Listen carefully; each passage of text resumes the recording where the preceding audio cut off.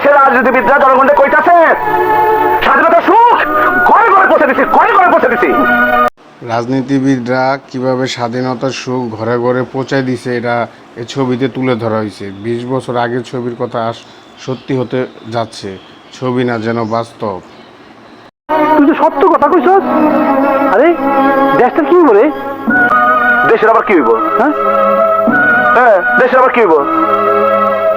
সুন্দর একটা পতাকা আছে, সুন্দর কলেজ, মাদ্রাসা, জজ কোর্ট, হাইকোর্ট, সেক্রেটারিয়েট, সব জায়গায় ওই পতাকাটা পথ পথ পথ করে উঠতেছে।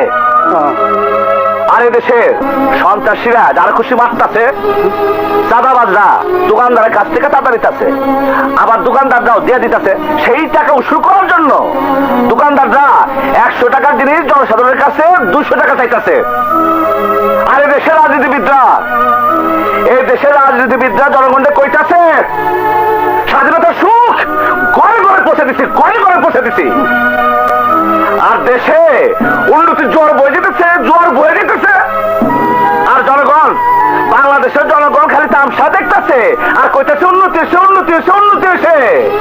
ওই একই আলোচনা